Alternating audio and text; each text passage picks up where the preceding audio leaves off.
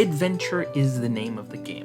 When it comes to adventure games or adventure movies, I absolutely love them. When it comes to adventure games, I absolutely love, it's probably one of my favorite games of all time. It's the Uncharted series. I absolutely love Uncharted, which is due for a sequel at some point, after 4, obviously. But definitely one of my greatest, the most highly regarded game series that I can think of is possibly Uncharted for me when it comes to adventure games and adventure lore as a whole.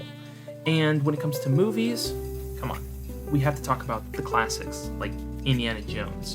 The Indiana Jones series as a whole, incredible. Like a series of 5 films that are very unique in their own way, and honestly, just each individual one has its own strengths, and obviously they have their own weaknesses, but still incredible. And honestly, those have always been the 2 things on my mind. When I think of adventure, I think of Indiana Jones and Uncharted. And obviously there are other movies as well that we can talk about when it comes to adventure. We can talk about The Mummy, which is a great, film that actually covers that. So I get it. Those are movies that ultimately follow the adventure genre and really set a standard for themselves. But as of recently, we haven't been getting that many adventure movies. At least not any good quality adventure movies. And up until recently, I was starting to get skeptical. When are we going to get another adventure movie that's actually good? And obviously, about a month ago, we got a trailer to this new movie called Fountain of Youth. And I even made a video about it. I even talked about the trailer, how I thought of, this entire movie and how it was looking. And then came yesterday, and I said, you know what? The movie is out. Time to hop on to, watch this movie. And I finally did. I have finally watched Fountain of Youth.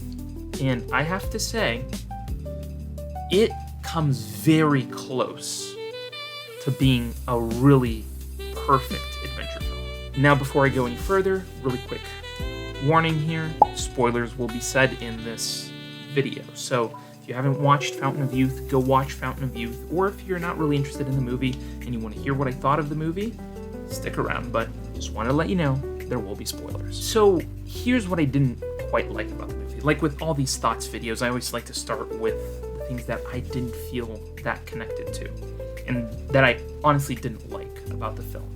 So the main thing that I didn't like about this movie was that, when you have a really good story, and you have great actors acting in this great story, and you have great material to cover this great story, you don't really need to force comedy. You don't need to force comedy. The script will be naturally funny if you already have the right actors and the direction of the film is in that direction. You don't need to force it. So what do I mean by that? Well, there's a specific scene in this movie where, we see it's supposed to be like sort of like this tense moment, and, John Krasinski's character is kind of on the fence, and he doesn't know what to do, and, Natalie Portman is in a headlock because Isa Gonzalez has her in a headlock and is about to shoot her and that sort of thing, and suddenly you go into this slow motion kind of thing, I'm sorry, you don't have to have, you don't need that. You're forcing comedy on your audience. Don't force comedy. Just don't force comedy. There is never a moment, and I have listen, throughout this thoughts video, you're gonna see me go back to Uncharted a lot, because there's a lot of similarities, and ultimately I'm gonna share some of my similarities. But anyway, when you play a game like Uncharted, for example, which comes really close to this movie, there's never a moment in Uncharted where the comedy is forced. Ever. Even in my least favorite Uncharted game, which I would have to unfortunately say, it's the first game. But even in my least favorite Uncharted game, there's never a moment where the comedy is forced. Like they're trying to make you laugh. Don't try to make your audience laugh. Write stuff that ultimately becomes funny the way it's being said, rather than forcing that on the audience. Just because something is being said in slow motion, you're supposed to get a laughter out of the person. Don't do it. Not cool. So another thing that didn't sit well with me, that I didn't really like about this movie, was the Inspector character. The Jamal Abbas character. Inspector Jamal Abbas character. I had to look up his name because that character is just so not impactful whatsoever in this story that didn't really, trigger me. He didn't have a sense. There's no sense in this character of pure mischievousness, if that makes any sense. He doesn't feel like a mischievous character. It just seems like okay, they put a character there to be mysterious. So what? That's the feeling that I get from that character. I don't feel like he's that sort of character that was necessary for the story. And this actor, Arian Moayed, he's actually a really great actor. I mean, I don't see him as a bad actor. He doesn't seem like the type of bad actor that they throw in a movie. He's not. I just don't think that the character itself was mischievous or sly in any sort of sense. And ultimately, in the end, he doesn't really have a payoff of any kind. There's no direction for that character. They just have him in there just to be somebody that's going after, John Krasinski's character. So, honestly, did not work for this movie. I don't think that was necessary to put him there to begin with. So, honestly, not something that I enjoyed about this movie. Just a character that's just pointless. Another thing as well, and this is a problem with marketing that I don't like, and really messes with me sometimes when I see stuff like this happen. You market a movie, and in the movie's marketing, you have somebody who is of really high quality, a top-level actor, an actor that I would consider an A-lister, apart from the obvious A-listers in this movie, but another A-lister, at the top of his game, you put him in your trailers and you put his name on your poster, yet he only shows up for 30 seconds of the movie, and that's Stanley Tucci. Stanley Tucci is a top-level actor in the game, okay? Why the heck you can only use him for 30 seconds? You know what it reminds me of, now that I think of it? It reminds me of when they used Carrie-Anne Moss in The Acolyte. They got Carrie-Anne Moss, put her in The Acolyte, and she lasted a minute or two in that series? I mean, come on. What are we doing? Don't do that. This pisses me off sometimes. Honestly, dude, this guy's a great actor. Why are we, just throwing it away? Oh, whatever.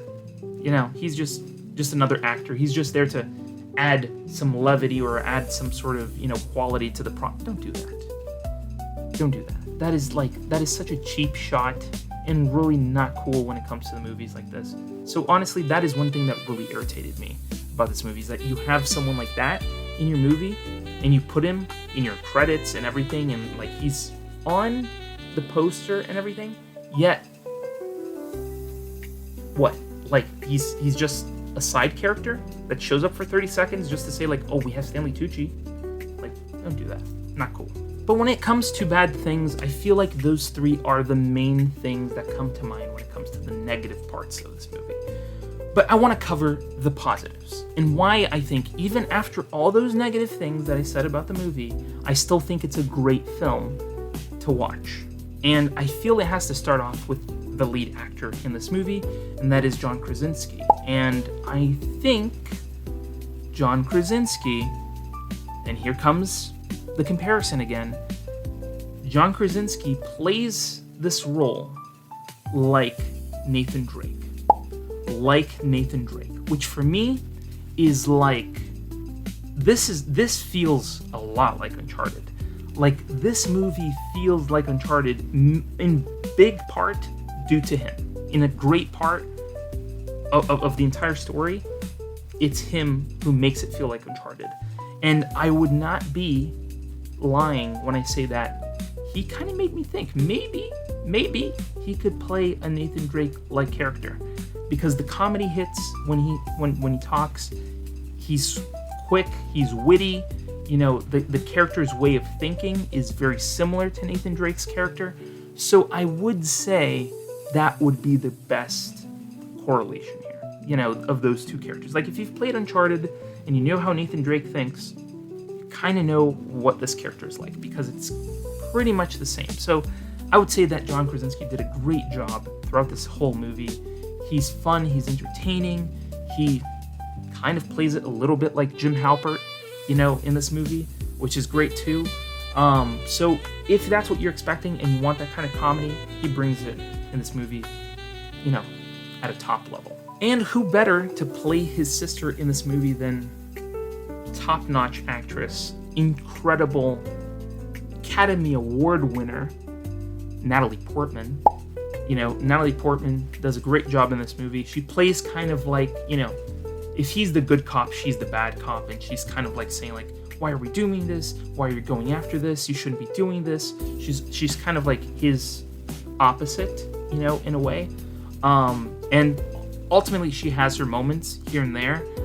They could have written her a little bit better, if I gotta be honest. Like, I wanted that character to have a little bit more impact. If we were to compare in Uncharted, even in Uncharted, if you take out the sibling part of this, and let's say Natalie Portman wasn't his sibling, and it was just somebody who was associated with him, she could possibly be like Elena in Uncharted. But here's what I think. Elena is slightly better written as a character than Natalie Portman in this movie. I know it's strange, but due to the correlation, I would say that would be the closest correlation to that character. And I think that, if we were talking about Uncharted as a comparison, Elena would be a better, compared sort of, character in that sense. So to me, I think she did a great job in this movie. No major qualms about it, but again, I wish that character had more impact in order to make this movie even stronger. And it's already strong as is, but I just wish it was a little bit better. Now, we have to also talk about, the people who are of this team as well, who just pop up in this movie. I mean, Laz Alonso? Come on. Like, if you're a fan of The Boys, you already know Laz. You know Mother's Milk. And what I find funny is that he shows up for less time in this movie than he does in any episode of The Boys. Like, just think about this. An episode of The Boys is about an hour. This movie was about 2, almost bordering 2 hours. So why didn't they use a little bit more of Laz Alonso? Because he's like really good and comedic and like a great character. Why didn't they do it? I don't know. I mean, he's a great actor. Why would they put them as a background character? It's weird, but he's a great actor, and I love seeing him in anything, really. And we also have to talk about the main man in this, whole story, who is essentially the mastermind behind this entire, expedition, and that is Domhnall Gleeson's character, Owen Carver. Good character. Really good character. I actually enjoyed Domhnall Gleeson in this movie. He's witty, he's fast. There's some really great moments with him, until we realize at the end that he's the antagonist of this entire story. He's a great character. He's a really great character. Has really great chemistry, with the cast, and even though like he's playing it as though he's dying when in fact he's not, and it's all like a facade, only to realize that later on when they get to the Fountain of Youth, it happens what we see happening. So that in that case, I would have to say that they did a nice arc with that character, but they could have done a little bit better to kind of like get something a little bit more out of that character. They utilized him enough, I would say, in the story. They could have utilized him a little bit more, but nonetheless, I think he did a really great job in this movie. And now to kind of leave, I won't say this person is the best one for last, but I would say that she is one of the roles in this movie that are more intriguing as of, the story in and of itself. And I would have to say that's Isa Gonzalez. She plays this sort of like covert, sort of operative or broker for people, sort of in that sense. I don't know if she's an art thief precisely. She doesn't seem like an art thief, but there is something about her in this movie that just reminds me of like a mix. This is a mix between two Uncharted characters here. She's a mix between Chloe and Nadine. She's kind of like a mix between those two, and I honestly, like, she plays this role really well. Really well. She's really great in this role.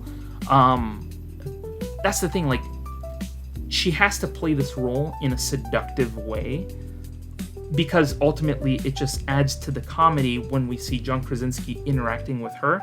So that kind of works. I'm cool with that, So it works out sort of the way that I expected. So great character, honestly. Love seeing the sequences that she shows up in. Lots of great action sequences, which we'll be talking about next, but awesome action sequences with her. And she really does a great job in this film, kind of playing alongside, John Krasinski and popping in and out in certain moments, and him trying to like sway her into, liking him. It's a funny little interaction we see there with those two characters. But as I said before, something that really stood out to me personally in this movie is that, first off, it's really shot beautifully. It's shot beautifully, this movie. When it comes to, the cinematography, how well lit the scenes are. I mean, I'm shocked that this movie is as well lit as it is. It's very well lit for a movie that sometimes you're in a dark space and it's like kind of, creepy and that sort of thing, but even then it's very well lit. And I think that's a great thing. When a movie is well lit and you can see what your actors are doing and expressions on their faces and kind of allowing the visual medium to speak for itself is great. And I feel like that alone, the cinematography aspect of it already takes up a huge chunk in my book as to why I think this movie is great, even though I have these little these little things that I really didn't like about this movie. I still liked the movie overall. So for me, that cinematography really does stand. And as a sort of like side thing alongside the cinematography, I do have to say that the fight sequences are very well choreographed. I'm telling you, like, really well choreographed fight sequences in this movie. And I know Guy Ritchie is the guy who's directing this movie, so I mean, ultimately he knows what he's doing when it comes to these sort of fight sequences, and he does them really well. And I have to say that is just also another factor as to why I think this movie was really good as well. And also the chase sequences. There's a few chase sequences in this movie that are fantastic.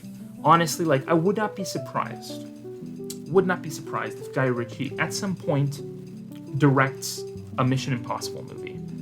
And honestly, like, this movie is not even close to compared to Mission Impossible, but it's a really great adventure movie.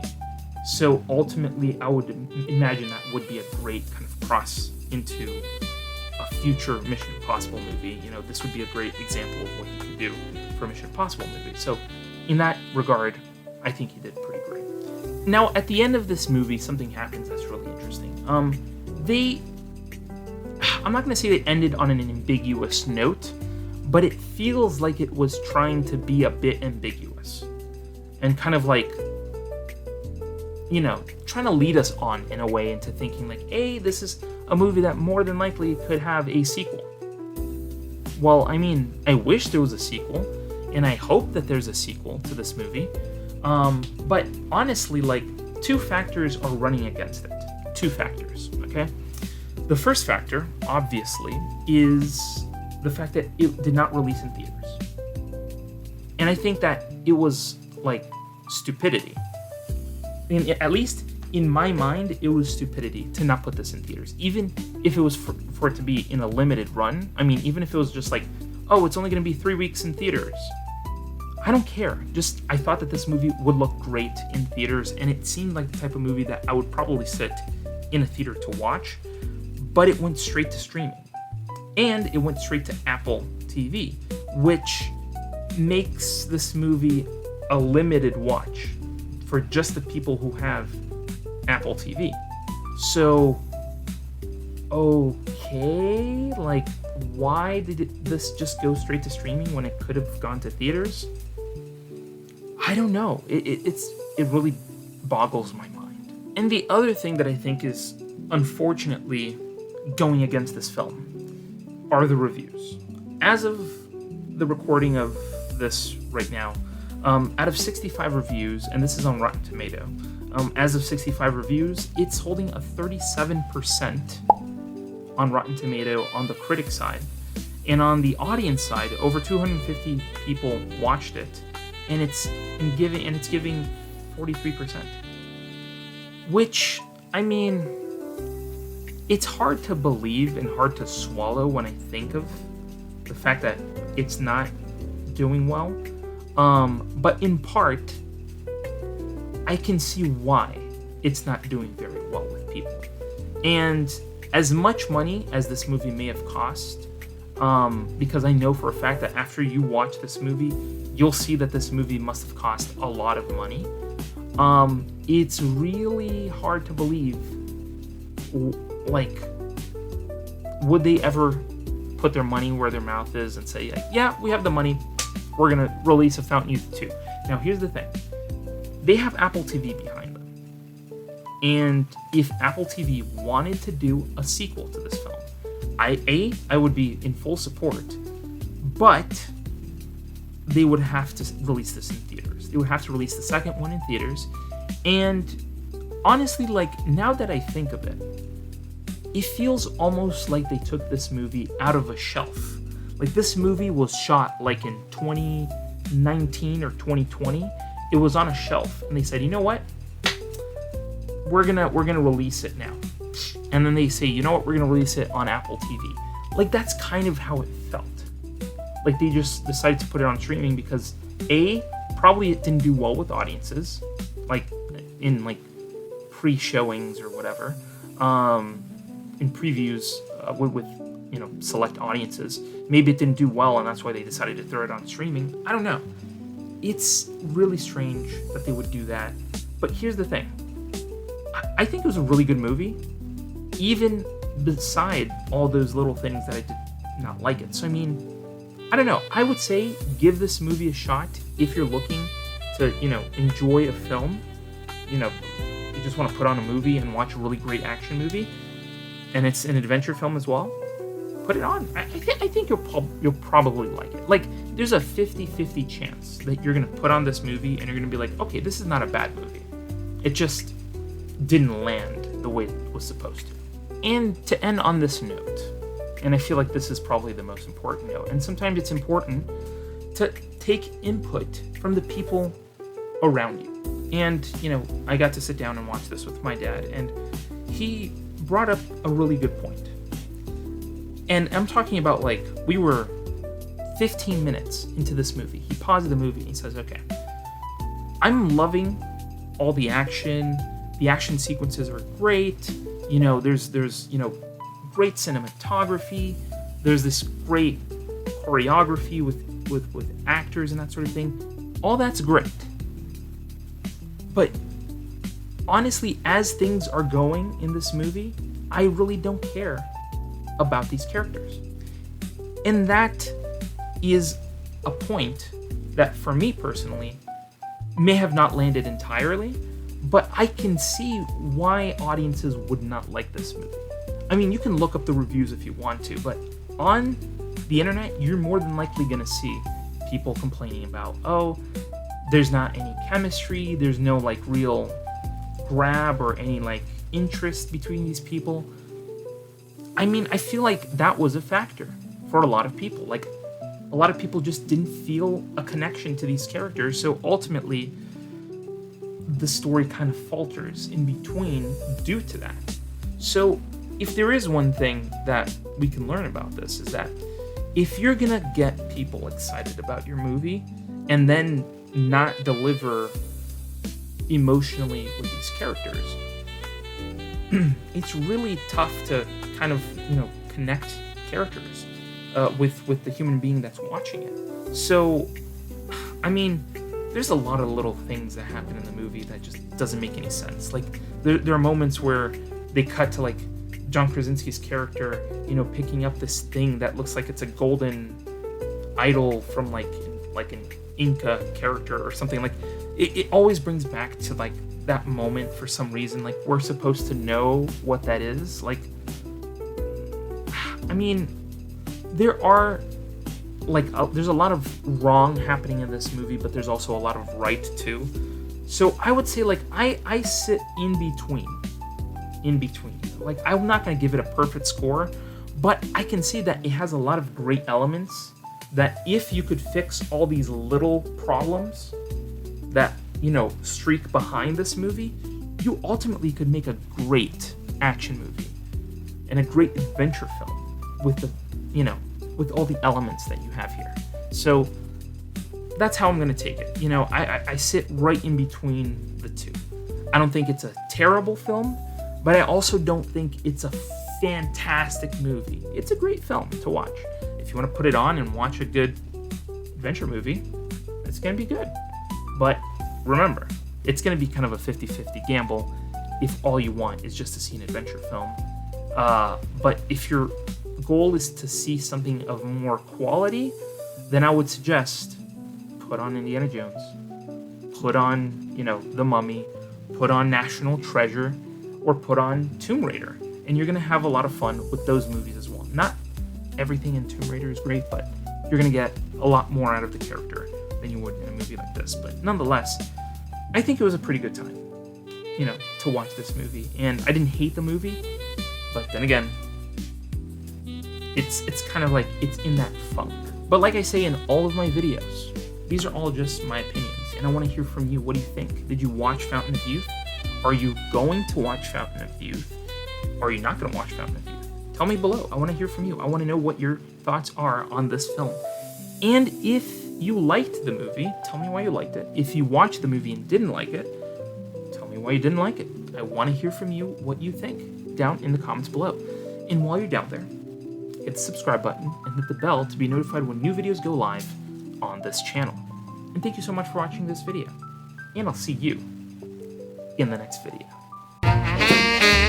Scrolling through YouTube, same old routine, then bam, movie savant, what a scene. Trivia bombshells dropping knowledge like rain. Forget the dishes, gotta watch it again.